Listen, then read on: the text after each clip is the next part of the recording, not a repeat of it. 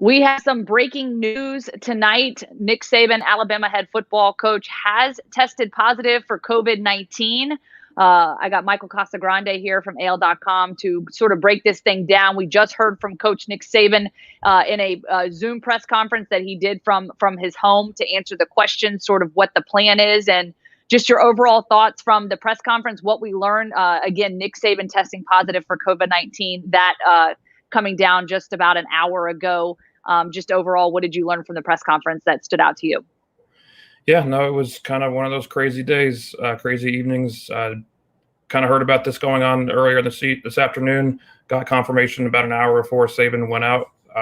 They sent an email statement 2 minutes before sending the email that he would still be doing a Zoom news conference. So I think some of the bigger takeaways, he was smiling. He laughed at the end. He was laughing at the beginning. He says he feels fine.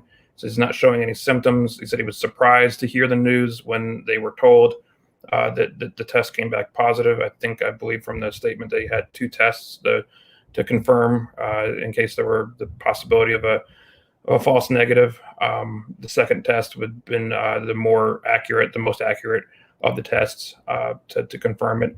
But he still coached. He still watched the practice today through Zoom.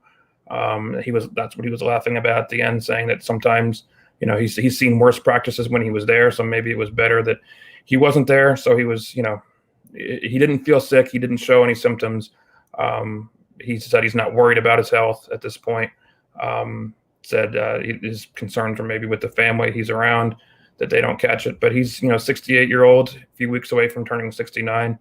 But he sounded in good spirits, didn't seem worried about things. He said, there's still a lot of unknowns. I guess that's the bigger question, or questions about his status, his availability for what he'll be able to do on Saturday.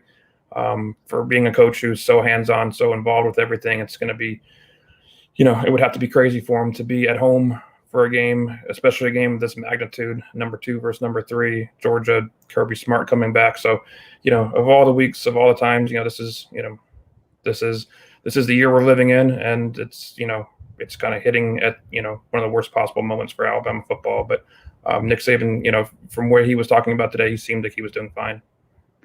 Yeah, no doubt. Obviously, coming at a crossroads where we are entering into the biggest game of the season here, especially in the SEC.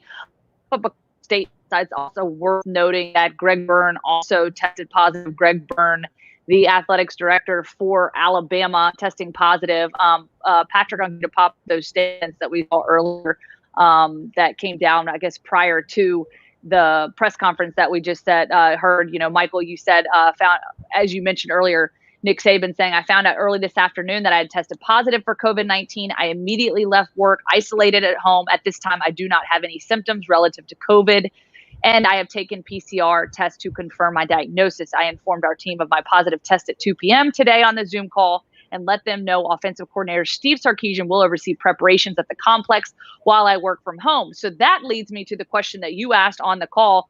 What is the succession plan? What does that look like? And Michael, you asked that question, and kind of just give us some thoughts on what Nick Saban said and answer that. And again, I think we're looking at a lot of unknowns, and I think that's sort of what we kind of gathered from this press conference as he was trying to answer some of those questions. All right. I asked him what he thought, what their plan was going into this, if they had plans for, if this, then what. And he said that, of course, they had plans for any kind of change of leadership. If anybody in the leadership were to get sick, how they would respond to it. But he said that it sounds like they're still trying to figure out exactly how much, with the shared responsibilities would be from Steve Sarkisian in the office and Nick Saban at home on a computer through Zoom. He's a coach. He is a former head coach at a high level, obviously at USC, at Washington. There's a number of former head coaches on that staff, so there's not going to be any lack of understanding for how to run a program to whatever degree that Sark and anybody else would be running it. It's a fascinating, situation to see how it will play out. I'm curious to, be behind the scenes to see how they will delegate responsibilities, or how much Saban will the question I asked was how much autonomy that Steve Sarkisian would have, and I think they're still trying to figure out how much. I'm sure he'll have to run anything past Nick Saban before doing anything, but it sounds like he's still going to be calling the plays on Saturday. They're not going to be mixing that up or changing that protocol. Yeah, and that was kind of the big, I guess, question and answer. And then the other thing was, I guess, a question that you're going to dig into and sort of see that Nick Saban didn't have the answer to was that if Nick Saban could be in communication on Saturday during the game at any point, what that would look like. Obviously, Norvell at Florida State tested positive earlier. So just a thought, looking into that to see if there was any communication with him as a head football coach coaching his team while testing positive for COVID. So obviously trying to get answers to that. It'll be interesting. Nick Saban not having the answers to that, a little bit frustrated, maybe just because he's having to answer questions that really he doesn't quite know yet. But, I'll give it to him. I'm glad they were able to come on and do the press conference, kind of give everybody sort of the lay of the land, what's going on. I think it's good they didn't hide from it and just wait till tomorrow or wait till later in the week or just simply give statements. So I think that says a lot about Coach Saban jumping on there. He seems positive. He seems optimistic. No real health concerns at this point. And so hopefully it'll stay that way. I think the other big question is how big of an impact does this have on the entire team? If you've got, Greg Byrne, obviously Nick Saban in that organization that are dealing with this COVID-19 positive testing, how many other people could potentially be impacted by that? And I think that's a question that remains to be answered and might for the next several days. Yeah. And as far as the news release they sent out before that, Greg Byrne and Nick Saban were the only two who tested positive within that facility at this point. So, we'll have to see if that changes. But there have been, several outbreaks within programs in the last week or two. Vanderbilt obviously played with very, right over the threshold a week ago, and then just had the game for Saturday canceled.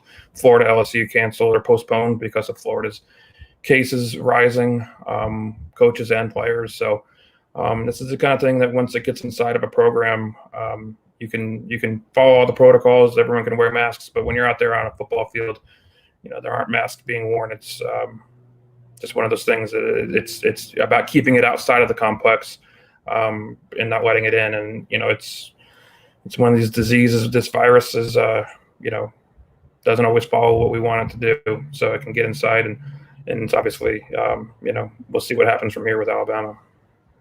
No doubt, Michael, we appreciate it. And of course, I know you've got a lot of work to get done, a lot of things you got to take care of. So, of course, we'll be on the lookout for any updates, news updates that you may have. Of course, we're thinking about Coach Saban, thinking about Greg Byrne. Hopefully things stay in that asymptomatic range and that there are no issues from there. Again, appreciate it, Michael. And of course, we appreciate our sponsor for this one, All South Appliance Group, the proud sponsor of SEC Insider, inviting you to visit the showrooms across Alabama, Tennessee, and Florida. You can also visit us online at myallsouth.com.